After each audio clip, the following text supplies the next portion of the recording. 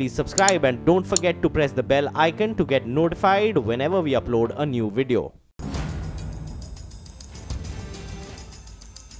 चारों दिशाओं से खबरें जो आई सब चार खाचों में समाई। राजा मंत्री चोर सिपाही। हैदराबाद में प्रधानमंत्री नरेंद्र मोदी ने मेट्रो का उद्घाटन किया और शहर में मेट्रो के पहले सफर के यात्री बने। गुजरात के चुनावी रण में राहुल गांधी के एक ट्वीट के बाद बीजेपी और कांग्रेस में सियासी घमासान और तेज हो गया है। पद्मावती पर जारी विवाद के बीच बिहार में भी फिल्म की रिलीज पर रोक लगी। वहीं सुप्रीम कोर्ट ने फिल्म पर बैन लगाने की याचिका खारिज कर दी है और उत्तर प्रदेश के उरई में पेड़ पौधों को नुकसान पहुंचाने के आरोपी 8 गधों को 4 दिन बाद जेल से रिहा किया गया। हैदराबाद में प्रधानमंत्री नरेंद्र मोदी का शॉल ओढ़कर स्वागत किया गया। ये मौका शहर में पहली बार शुरू होने जा रही मेट्रो के उद्घाटन का था, जहां पहुंचने पर पीएम मोदी का जमकर स्वागत हुआ। इस दौरान तेलंगाना के सीएम के चंद्रशेखर राव और केंद्रीय मंत्री हरदीप सिंह पुरी हर वक्त उनके साथ मौजूद रहे। स्वागत के बाद प्रधानमंत्री पास बने मंच पर पहुंचे और हैदराबाद को मेट्रो ट्रेन की सौगात सौंपी। इतना ही नहीं, पीएम को मेट्रो की सुविधाओं से जुड़ी एक शॉर्ट फिल्म भी दिखाई गई। सुविधाओं की जानकारी लेने के बाद प्रधानमंत्री हैदराबाद के मियापुर स्टेशन पहुंचे और मेट्रो में सफर का मजा लिया। हैदराबाद में 3 चरणों में मेट्रो प्रोजेक्ट पूरा होना है। पहले चरण का शुभारंभ हो चुका है, जिस पर 29 नवंबर से आम लोग यात्रा कर सकेंगे। पहले चरण में तैयार हैदराबाद मेट्रो मियापुर से नागोल के बीच चलेगी। 30 किलोमीटर लंबे मेट्रो रूट पर 24 स्टेशन बनाए गए हैं। हैदराबाद मेट्रो का मिनिमम किराया 10 रुपए जबकि मैक्सिमम किराया 60 रुपए रखा गया है और इसके अलावा पैसेंजर्स के लिए स्मार्ट कार्ड की सुविधा भी उपलब्ध है, जिसके लिए 200 रुपए चुकाने होंगे। फिलहाल हैदराबाद मेट्रो सुबह 6 बजे से लेकर रात 10 बजे तक चलेगी। पटना में बीजेपी विधायक नीरज कुमार बबलू फिल्म पद्मावती के डायरेक्टर संजय लीला भंसाली के पोस्टर पर जूते चप्पलों की माला पहनाकर विधानसभा पहुंचे। उन्होंने फिल्म का विरोध जताने के लिए ये रास्ता चुना, जिसमें साफ देखा जा सकता है कि विधायक नीरज बबलू की गाड़ी के पीछे किस तरह एक पोस्टर पर जूतों और चप्पलों को लटकाया गया। इतना ही नहीं, जूते चप्पलों वाले पोस्टर में संजय लीला भंसाली के लिए आपत्तिजनक शब्द लिखे गए जो हम आपको दिखा भी नहीं सकते। इस दौरान फिल्म पद्मावती का विरोध जता रहे भगवा पगड़ी पहने विधायक ने भंसाली को धमकी भी दी। अगर हमारा समाज बलिदान दे सकता है, हम बलि ले भी सकते हैं ऐसे लोगों का। मीडिया ने जब विधायक से विरोध पर सवाल पूछा तो उन्होंने फिल्म समर्थकों को निशाने पर ले लिया। अगर मैं बिना फिल्म देखे विरोध कर रहा हूँ, बिना फिल्म देखे सपोर्ट कैसे कर रहे हैं? वो सपोर्ट भी तो नहीं कर सकते हैं। इस दौरान फॉर्म में दिख रहे बीजेपी विधायक इतिहास का लेक्चर भी देने लगे। पुराने पद्मावती के इतिहास में कहीं नहीं है वो वो नृत्य कर रही है और वो कहीं प्रेम लीला की है। पोस्टर में पद्मावती पर बयान को लेकर आजम खान पर भी हमला बोला गया और इस मुद्दे पर विधायक नीरज बबलू ने एक ज्ञापन सीएम नीतीश कुमार को भी सौंपा। लिहाजा बढ़ते विरोध को देखते हुए बिहार में भी फिल्म पद्मावती पर रोक लगा दी गई है। लेकिन पटना ही नहीं, दिल्ली में भी पद्मावती मुद्दे पर घमासान जारी रहा। आरोप है कि हरियाणा भवन में सूबे के सीएम मनोहर लाल खट्टर राष्ट्रीय राजपूत करनी सेना के नेताओं से नहीं मिले। ये लोग हरियाणा में फिल्म को बैन करने की मांग करने पहुंचे थे। हम बैठे रहे और वो अचानक उठ करके चले गए। वो तो घमंड में है, पूरे चूर हैं। फिल्म पद्मावती के खिलाफ संत समाज से भी आवाजें उठने लगी हैं। नियमाकार या ग्रंथकार इस बात को अच्छी प्रकार समझ ले, उस काल में छेड़छाड़ नहीं कर सकते। शंकराचार्य ने दलील दी कि कल्पना के नाम पर तथ्यों से खिलवाड़ करना ठीक नहीं।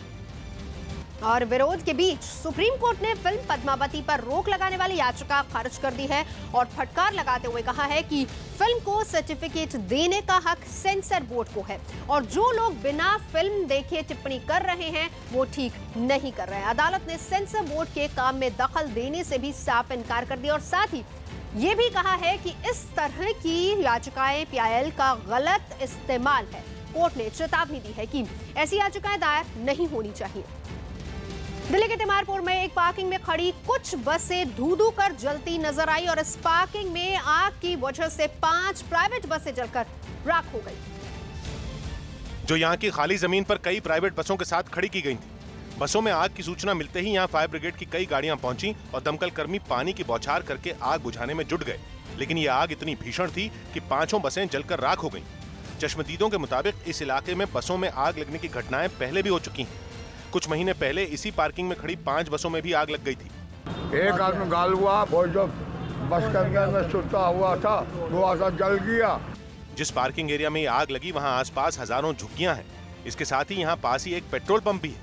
आग लगने की वजह फिलहाल साफ नहीं है। आशंका जताई जा रही है कि इस पार्किंग में लोग बीड़ी और सिगरेट पीते हैं, जिनसे इन बसों में आग लगने का खतरा रहता है।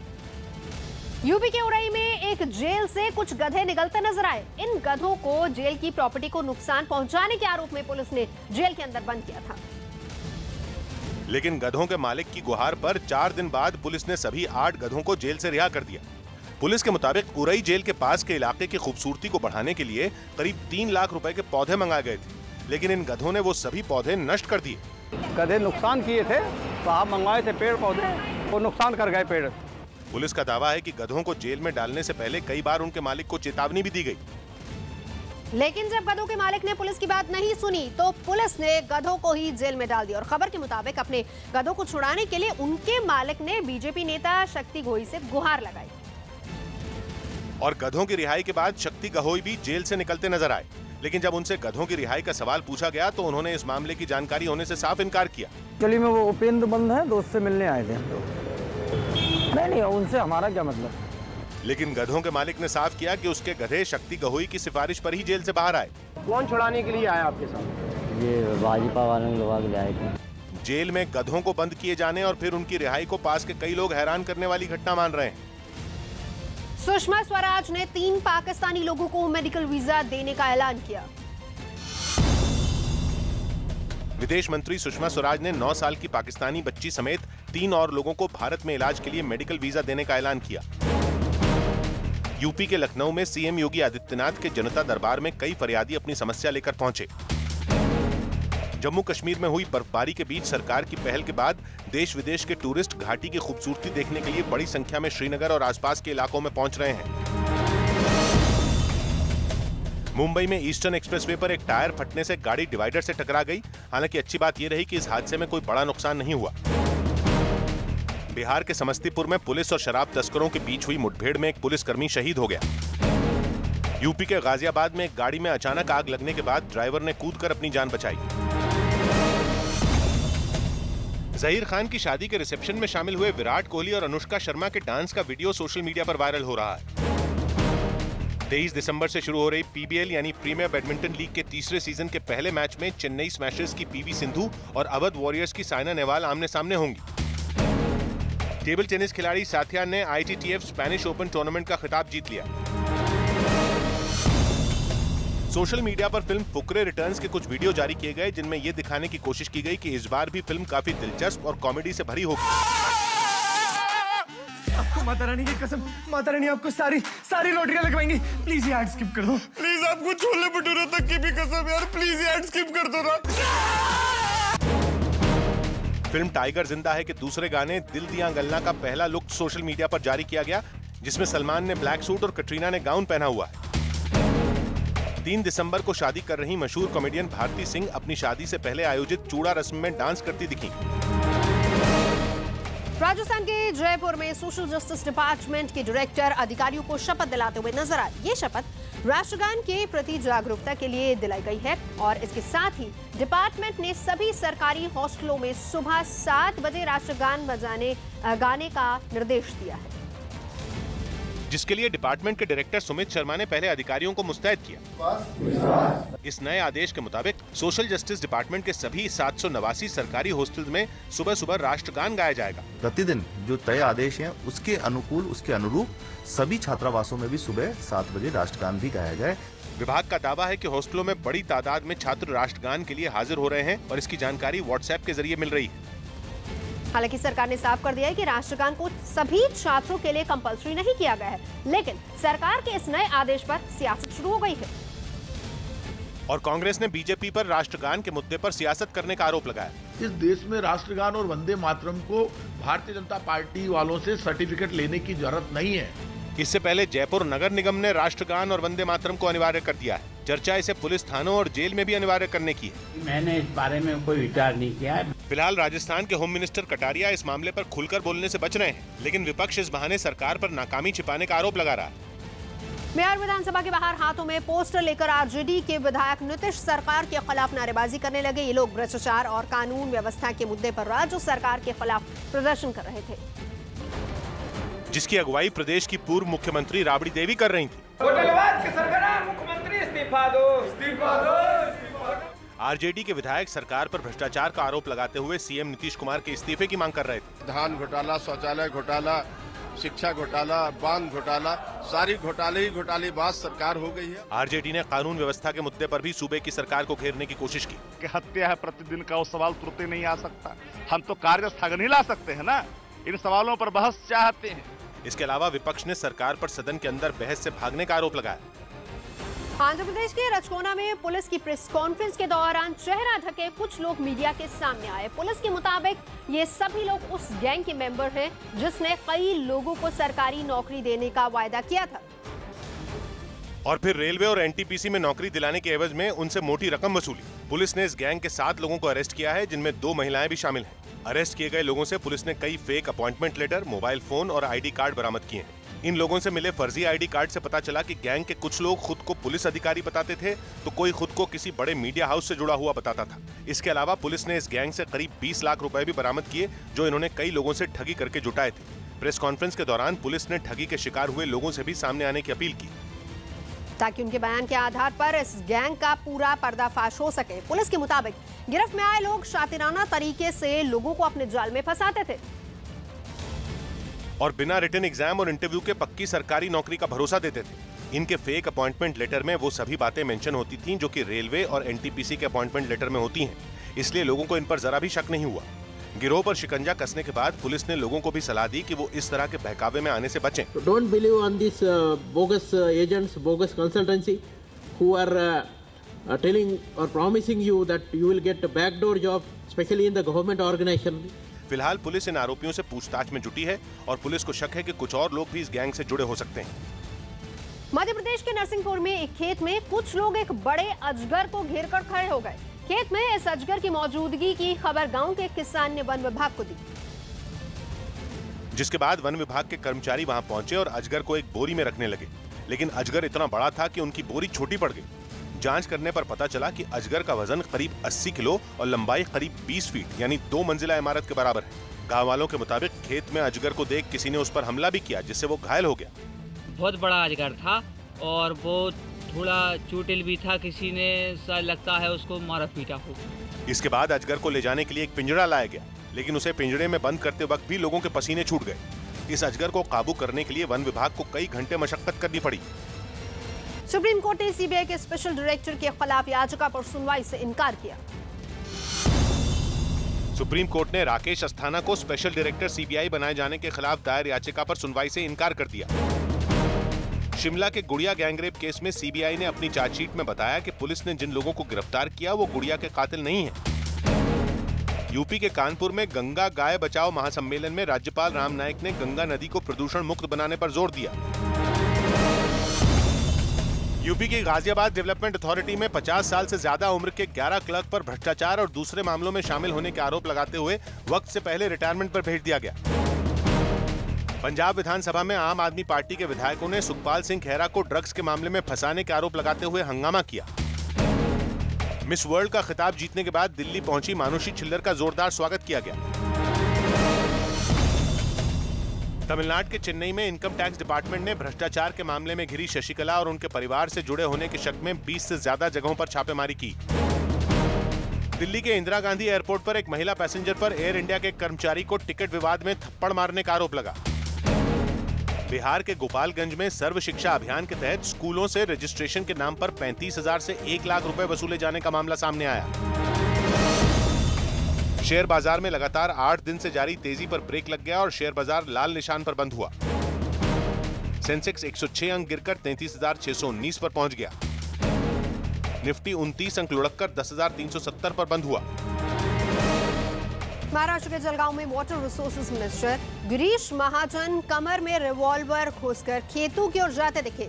यहां गांव वालों के साथ गिरीश महाजन एक नरभक्षी तेंदुए की तलाश कर रहे थे, जो कई लोगों की जान ले चुका है। तेंदुए की दहशत खत्म करने के लिए खुद मिनिस्टर ने मोर्चा संभाला। जैसे ही झाड़ियों में आहट हुई, गिरीश महाजन ने अपने साथ चल रहे लोगों को अलर्ट होने का संकेत दिया और रिवॉल्वर हाथों में लेकर झाड़ियों के करीब जा पहुंचे। पुलिस की टीम और गांव के लोगों ने भी चारों तरफ से घेराबंदी कर दी, लेकिन तेंदुआ झाड़ियों में मौजूद नहीं था, लिहाजा मिनिस्टर को यहाँ से खाली हाथ लौटना पड़ा। पूर्ण प्रशासन संपूर्ण ताकदीनिशी या ठिकाणी कामाला लागलेला आहे। लाठी और दूसरे हथियारों के साथ गांव वाले तेंदुए की तलाश में जुटे हैं। जिसे जान से मारने का आदेश एडमिनिस्ट्रेशन पहले ही दे चुका है। इससे पहले ये तेंदुआ 6 लोगों को मौत के घाट उतार चुका है, जिसमें एक 70 साल की बुजुर्ग महिला भी। बताया जा रहा है कि तेंदुए ने झोपड़ी में सो रही महिला पर हमला किया। तेंदुआ उसे घसीटता हुआ खेतों की ओर ले गया और इस दौरान उसने उसका सिर और धड़ अलग कर दिया। हालांकि गांव के लोग पहरेदारी कर रहे थे, लेकिन तेंदुआ उन्हें चकमा देने में कामयाब रहा। रात में तेंदुए के इस हमले के बाद इलाके में खौफ है। वहीं प्रशासन ने जल्द ही इस तेंदुए को खत्म करने का भरोसा दिया। पश्चिम बंगाल की कोलकाता में एक सीरियल के सेट पर लाइट बंद कर दी गई क्योंकि बांग्ला फिल्म इंडस्ट्री ने फिल्म पद्मावती के समर्थन में ब्लैकआउट रखा। इसी वजह से सेट पर 15 मिनट के लिए लाइटों को बंद कर दिया गया। पद्मावती के पक्ष में यहाँ कोलकाता में देखिए टॉलीवुड 15 मिनट के लिए ब्लैकआउट कर रहा है। 12 बजे से लेकर 12:15 तक यहाँ हम एक सेट पर मौजूद हैं। टेक्नीशियन स्टूडियो में बत्तियां बंद कर दी गई हैं। इन लोगों ने फिल्म पद्मावती को लेकर हो रहे बेवजह के विवाद पर नाराजगी जाहिर की और फिल्म के समर्थन का ऐलान किया। उसमें कुछ कटिंग होना चाहिए तो कट करिए, कोई प्रॉब्लम नहीं है, पर कट नहीं हुआ आप लोग बंद कर देंगे, जोर जबरदस्ती करेंगे, क्या मतलब है? बड़ी बात यह है कि फिल्म पद्मावती अभी तक सेंसर बोर्ड से पास नहीं हुई है और इसके बाद भी कई राज्यों में फिल्म को बैन किया जा चुका है, जिसकी वजह से सिनेमा जगत से जुड़े लोग इस फैसले का विरोध कर रहे हैं और फिल्म को लेकर लगाए जा रहे आरोपों को गलत बता रहे हैं। इतिहास जानना जरूरी है। जो लोग इतना प्रतिवाद कर रहे हैं उनको मुझे लगता नहीं है सबको इतिहास मालूम है। वहीं विवाद की वजह से फिल्म की रिलीज भी टल चुकी है, लेकिन विवाद है कि खत्म होने का नाम नहीं ले रहा। उत्तर प्रदेश के कानपुर में हलट अस्पताल की बाहर बैठी एक महिला अपने 2.5 साल के बच्चे के शरीर के जख्मों को दिखाने लगी। इस महिला का आरोप है कि बच्चे की गंभीर हालत के बावजूद हॉस्पिटल ने उसे एडमिट करने से इनकार कर दिया, जिसके बाद वो बीते 4 दिन से एक पेड़ के नीचे बैठकर इलाज का इंतजार कर रही है। महिला के मुताबिक वो अपने बच्चे को त्वचा रोग वाले डॉक्टर को दिखाकर उसे एडमिट करना चाहती थी, लेकिन ओपीडी के डॉक्टरों ने केवल दवा लिखकर उसे वहां से रवाना कर दिया। आज 4 दिन है, भर्ती तो कम ना कर रहे हैं। हैरानी की बात यह है कि जिस अस्पताल में हर रोज लाखों लोग इलाज कराने आते हैं, वहाँ का त्वचा रोग वार्ड बीते 4 साल से बंद पड़ा है। और ऐसे में जिन मरीजों को इलाज के बाद एडमिट करने की नौबत आती है, उन्हें भी केवल दवा देकर ही रवाना कर दिया जाता है। हलट अस्पताल कानपुर के बड़े अस्पतालों में से एक है और हर रोज वहाँ बड़े अधिकारियों और मंत्रियों के चक्कर लगते हैं, लेकिन हॉस्पिटल के अंदर का आलम कुछ ऐसा है कि अच्छा खासा आदमी भी बीमार हो जाए। मरीजों के बेड पर गद्दे तक नहीं बिछे हैं और चारों ओर गंदगी का ढेर लगा है। हॉस्पिटल के अंदर भले ही सफाई ना हो, लेकिन हॉस्पिटल मैनेजमेंट मरीजों की प्रॉब्लम पर भरपूर सफाई देता नजर आया। अभी तक संज्ञान में नहीं था ये, अब अगर ऐसा है तो गलत बात है। माता पिता होंगे, वो लोग भी नहीं आए, कोई अगर बताते तो तुरंत हो जाता है। मामला सामने आने के बाद हॉस्पिटल मैनेजमेंट ने भरोसा दिया कि मरीजों की प्रॉब्लम को जल्द ही सुलझा लिया जाएगा। करणी सेना के अध्यक्ष लोकेंद्र सिंह काबली ने राजस्थान सरकार से मांग की है कि चेतन सैनी की मौत मामले की जांच सीबीआई से कराई जाए। चेतन सैनी का शव नाहरगढ़ किले पर लटका मिला था। काबली ने दावा किया है कि उनके पास सबूत है जो वो देने को तैयार है। काबली के मुताबिक इस मामले के जरिए सांप्रदायिक माहौल बिगाड़ने की साजिश करने वालों का पता लगना चाहिए। काबली ने यह आरोप भी लगाया है कि इस घटना से फिल्म पद्मावती के मुद्दे से ध्यान भटकाने की साजिश की गई।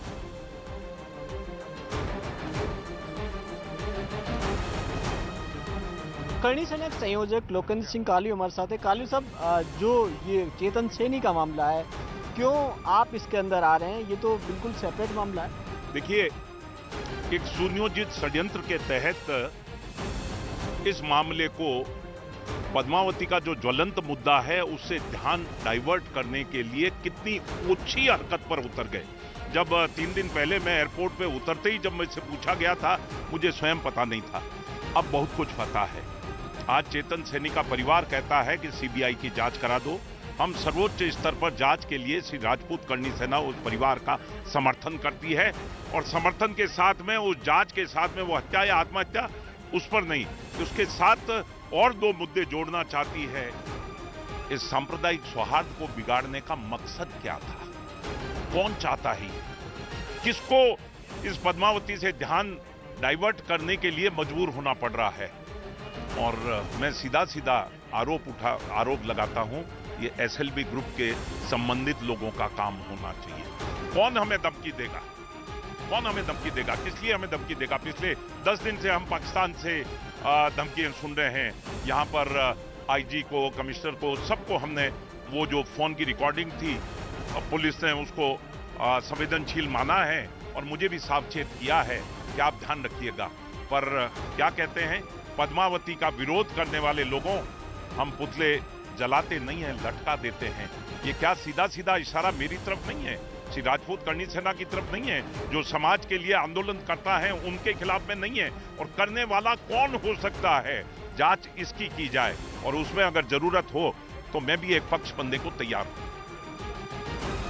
अमेरिका के न्यूयॉर्क में कार अचानक 10 फीट ऊंचे शाफ्ट से नीचे गिर गई। जिस वक्त ये घटना हुई उस दौरान वहां कुछ लड़के स्केट्स के साथ स्टंट कर रहे थे और उनमें से एक अपने मोबाइल से साथियों का वीडियो बना रहा था, जिसमें दिखा कि पहले एक लड़का 10 फीट ऊंची शाफ्ट से नीचे कूदा और स्केटिंग करते हुए नीचे खड़े दूसरे साथी के पास पहुंच गया, लेकिन तभी उसी शाफ्ट से एक कार धड़ाम से नीचे गिरी।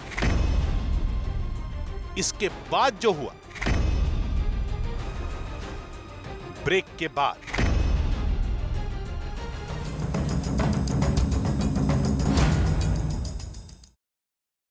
अमेरिका के न्यूयॉर्क में कार अचानक 10 फीट ऊंची शाफ्ट से नीचे गिर गई। जिस वक्त ये घटना हुई उस दौरान वहां कुछ लड़के स्केट्स के साथ स्टंट कर रहे थे और उनमें से एक अपने मोबाइल से साथियों का वीडियो बना रहा था, जिसमें दिखा कि पहले एक लड़का 10 फीट ऊंची शाफ्ट से नीचे कूदा और स्केटिंग करते हुए नीचे खड़े दूसरे साथी के पास पहुंच गया, लेकिन तभी उसी शाफ्ट से एक कार धड़ाम से नीचे गिरी।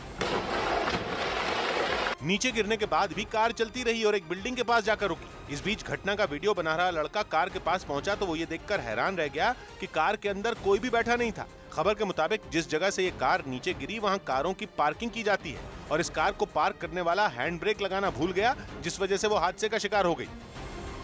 दिल्ली के ओखला रेलवे स्टेशन के पास कुछ रेलवे कर्मचारी पटरी से उतरे ट्रेन के एक कोच की मरम्मत करते नजर आए। पलवल से गाजियाबाद जाने वाली इस लोकल ट्रेन के एक कोच का पहिया पटरी से उतर गया, जिसके बाद रेलवे के कर्मचारी मौके पर पहुंचे और हालात का जायजा लिया। इस दौरान ट्रेन में सवार यात्रियों को भी सुरक्षित नीचे उतारा गया और उन्हें दूसरी ट्रेन से भेज दिया गया। रेलवे के मुताबिक इस घटना में किसी भी यात्री को कोई नुकसान नहीं पहुंचा है। इसके पीछे एक और EMU आ रही थी तो सारे पैसेंजर उसमें चढ़ा दिए गए हैं। शुरुआती जानकारी के मुताबिक इस हादसे की वजह एक्सल बॉक्स में मैकेनिकल फॉल्ट माना जा रहा है। फिलहाल रेलवे ने हादसे की जांच शुरू कर दी है। छत्तीसगढ़ के रायपुर में एक बैंक के अंदर कुछ पुलिस वाले गैस कटर से काटे गए लॉकर को देखने लगे। आरोप है कि स्टेट बैंक की इस ब्रांच में रात में घुसे कुछ चोर 13 लॉकर काटकर लाखों की ज्वेलरी और कैश लेकर भाग गए और सुबह जब बैंक खुला तो लॉकर की हालत देखकर पूरा स्टाफ हैरान रह गया। वारदात की खबर मिलते ही पुलिस भी मौके पर पहुंच गई। गैस कटर की मदद से चोरों ने लॉकर को काटकर 2 बड़े सुराख किए थे और 13 लॉकर से लाखों के गहने चुरा लिए। SBI की इस ब्रांच में छत्तीसगढ़ विधानसभा के सचिव देवेंद्र वर्मा का भी लॉकर था, उस पर भी चोरों ने हाथ साफ किया। मेरा तो शुरू से इस बैंक में अकाउंट भी है और लॉकर भी है। लॉकर में सारी ज्वेलरी जो भी रहती है घर पे कभी रखते नहीं है। बड़ी घटना हो गई। लॉकर से गहने चुराने के साथ ही चोरों ने बैंक में रखा करीब 9 लाख कैश भी लूट लिया। बैंक में हुई वारदात की खबर मिलते ही हर तरफ हड़कंप मच गया और जैसे ही चोरी की खबर बैंक के ग्राहकों को मिली तो बैंक के बाहर भीड़ जुट गई और कई लोग जानना चाहते थे कि कहीं चोरों ने उनके लॉकर को निशाना तो नहीं बना लिया। हालांकि बैंक स्टाफ के मुताबिक काटे गए 13 लॉकर में 11 खाली थे, जबकि 2 में ही गहने रखे थे। जहाँ कैश लॉकर है और गोल्ड लॉकर है वहाँ जरूर गार्ड रखे जाएं, पर इस बैंक में कोई गार्ड नहीं था। हैरानी की बात यह है कि बैंक में लॉकर होने के बाद भी इस ब्रांच में कोई गार्ड मौजूद नहीं था। यहाँ की सुरक्षा सिर्फ CCTV कैमरों के भरोसे थी। ऐसे में अब पुलिस CCTV फुटेज को खंगालने में जुटी है ताकि आरोपियों का कोई सुराग मिल सके। मुंबई आतंकी हमले के मास्टरमाइंड और जमात उद दावा के सरगना हाफिज सईद ने अपने ऊपर लगा आतंकी का ठप्पा हटाने के लिए UN यानी यूनाइटेड नेशंस में याचिका दायर की है। याचिका के मुताबिक हाफिज सईद ने UN से अंतर्राष्ट्रीय आतंकियों की लिस्ट से अपना नाम हटाने की गुहार लगाई है। उसने याचिका में अलकायदा से जुड़े गुटों की लिस्ट से खुद को दूर रखने की दलील दी है। दावा किया जा रहा है कि हाफिज सईद ने ये याचिका उस नजरबंद रहने के दौरान दाखिल की थी। हाफिज को पाकिस्तान में 10 महीने की नजरबंदी के बाद 24 नवंबर को रिहा कर दिया गया था। बताएं कि 26/11 मुंबई आतंकी हमले के बाद UN ने 10 दिसंबर 2008 को हाफिज का नाम अंतर्राष्ट्रीय आतंकियों की लिस्ट में जोड़ा था, जबकि साल 2005 में हाफिज सईद के आतंकी संगठन लश्कर-ए-तैयबा पर भी बैन लगा दिया गया था। यूपी में नगर निकाय चुनाव के आखिरी चरण के लिए बुधवार को मतदान होगा। यूपी में नगर निकाय चुनाव को लेकर तीसरे और आखिरी चरण में बुधवार को मतदान होगा, जिसके लिए नेपाल से लगे जिलों में बॉर्डर सील कर दिया गया है। उत्तर प्रदेश सरकार ने सहारनपुर में 17 मदरसों की मान्यता रद्द कर फर्जी छात्रों के नाम पर वजीफे की रकम लेने के आरोप लगाते हुए रिकवरी का नोटिस भेजा।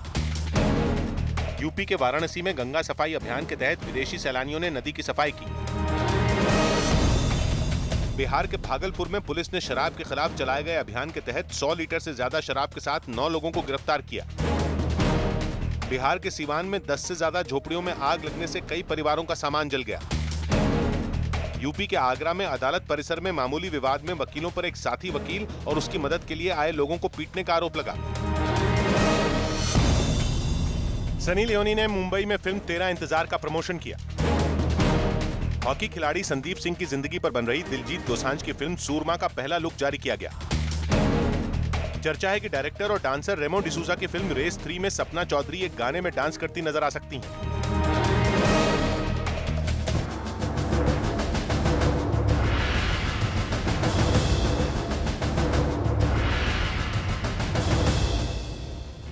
गुजरात के अहमदाबाद में केंद्रीय कानून मंत्री रविशंकर प्रसाद मीडिया के सामने आए और इस दौरान उनके हाथ में लंदन के गार्जियन अखबार में छपी पुरानी रिपोर्ट की एक कॉपी मौजूद थी, जिसके आधार पर रविशंकर प्रसाद राहुल गांधी को कटघरे में खड़ा करने लगे। और उन्होंने 2010 में अमेरिका की पूर्व विदेश मंत्री हिलरी क्लिंटन के भारत दौरे का जिक्र किया, जिसमें भारत में उस समय के अमेरिकी राजदूत टिमोथी रोमर और कांग्रेस उपाध्यक्ष राहुल गांधी की मुलाकात हुई थी। हाफिज सईद की रिहाई पर पीएम को घेरने वाले राहुल गांधी पर रविशंकर प्रसाद ने आरोप लगाया कि उन्होंने अमेरिकी राजदूत से बातचीत के दौरान मुंबई हमले पर पाकिस्तान को घेरने के बजाय तथाकथित हिंदू आतंकवाद पर बात की थी। टिमोथी रोमर ने राहुल गांधी से कई विषयों पर बातचीत की और उनसे यह पूछा कि लश्कर तैयबा के बारे में आपका क्या कहना है। तो राहुल गांधी ने कहा वो तो ठीक है, लेकिन भारत का हिंदू टेरर अधिक गंभीर चुनौती है। केंद्र सरकार के इस हमले की वजह राहुल गांधी का एक ट्वीट है, जिसने गुजरात चुनाव के दौरान सियासी तापमान बढ़ा दिया है। लेकिन राहुल के ट्वीट के बाद बीजेपी के नेता खासे हमलावर नजर आए। उनकी देश यात्राओं को लेकर तमाम आरोप लगाए जा रहे हैं। केंद्रीय मंत्री गिरिराज सिंह भी इस मामले पर सामने आए और उन्होंने पलटवार करते हुए सवाल उठाया कि राहुल शेरो शायरी कहां से सीखते हैं। विदेश जाते हैं तो सुरक्षा को छोड़ जाते हैं, लगता है कि उस गुमनाम जिंदगी में शेरो शायरी ही सीखते हैं। वहीं हरियाणा के स्वास्थ्य मंत्री ने इटली से राहुल के रिश्ते पर पलटवार किया। मैंने कहा है कि पसीना किसका छूटेगा ये समय बताएगा। सब जानते हैं तो इटली भाग जाएगा। विज ने भी राहुल के ट्वीट का जवाब ट्वीट से दिया है। बीजेपी के हमलों का जवाब अहमदाबाद में ही मौजूद कांग्रेस नेता आनंद शर्मा ने दिया। शर्मा के मुताबिक बीजेपी डरी हुई है और आरोप लगाया कि कांग्रेस की वजह से ही बीजेपी के बड़े नेताओं से लेकर पीएम तक गुजरात में प्रचार में जुटे हैं। सब मंत्री इधर घूम रहे हैं, सब मुख्यमंत्री घूम रहे हैं, तो केंद्र में मंत्रियों की जरूरत नहीं है। दिल्ली में काम प्रधानमंत्री के कार्यालय में है। गुजरात में चुनाव में फिलहाल 2 हफ्ते से भी कम का वक्त बचा है। गुजरात चुनाव में प्रधानमंत्री नरेंद्र मोदी के धुआंधार प्रचार को देखते हुए कांग्रेस ने अपनी रणनीति बदल दी है और अब कांग्रेस उपाध्यक्ष राहुल गांधी 29 नवंबर से गुजरात के 2 दिन के दौरे पर रहेंगे। कांग्रेस के मुताबिक राहुल गांधी 29 और 30 नवंबर को 2 दिन के गुजरात दौरे पर जाएंगे। राहुल इस दौरे की शुरुआत सोमनाथ मंदिर में दर्शन से करेंगे और इस दौरान सोमनाथ में 29 नवंबर को राहुल गांधी का सामना प्रधानमंत्री मोदी से भी होगा, क्योंकि इसी दिन प्रधानमंत्री की भी रैली है। 2 दिन के दौरे में राहुल गांधी अमरेली, भावनगर और जूनागढ़ में भी रैली करेंगे। दावा यह है कि पहले राहुल गांधी का 29 नवंबर को गुजरात जाने का प्रोग्राम नहीं था। राजस्थान में जोधपुर के फलौदी सट्टा बाजार में गुजरात में होने वाले विधानसभा चुनाव के नतीजों पर सट्टा लगाया जा रहा है। जोधपुर के फलौदी को एशिया का सबसे बड़ा सट्टा बाजार माना जाता है और यहाँ के सट्टेबाज गुजरात चुनाव में बीजेपी की जीत पर भरोसा जता रहे हैं। फलौदी के सट्टेबाजों का दावा है कि गुजरात चुनाव में बीजेपी 107 से 110 सीटें जीतने में कामयाब रहेगी। 107 से 10 सीटें बीजेपी और बीजेपी का झंडा लहराएगा। गुजरात चुनाव के लिए सट्टेबाजों ने बाकायदा भाव भी तय किए हैं। उनके मुताबिक बीजेपी का भाव 30 पैसा और कांग्रेस का भाव 4 रुपए। यानी अगर कोई बीजेपी की जीत पर 1 रुपया लगाता है तो उसे जीतने पर 1 रुपए 30 पैसे मिलेंगे। इसी तरह अगर कोई कांग्रेस की जीत पर 1 रुपया लगाएगा तो जीतने पर उसे सीधे 4 रुपए का फायदा होगा। लेकिन कांग्रेस का ये भाव इसलिए रखा गया है क्योंकि सट्टेबाज मानते हैं कि गुजरात में कांग्रेस जीत दर्ज करने में कामयाब नहीं हो पाएगी। सट्टेबाजों के मुताबिक बीते कई सालों से उनका अनुमान कभी गलत नहीं हुआ है। इसलिए इस बार भी उन्हें उम्मीद है कि बीजेपी गुजरात में सरकार बनाने में कामयाब रहेगी और फुल मेजॉरिटी के साथ वहां की सत्ता पर काबिज होगी। बड़ौदी सट्टा बाजार का आज तक अनुमान बिल्कुल सही है, चाहे विधानसभा हो, चाहे केंद्र हो, चाहे कोई भी इलेक्शन हो। गुजरात विधानसभा चुनाव के लिए कांग्रेस पूरे जोर शोर से प्रचार में जुटी है, लेकिन फलौदी के सट्टेबाज मानते हैं कि कांग्रेस की मेहनत बेकार जाएगी और वो महज 73 से 78 सीटें पाने में ही कामयाब हो पाएगी।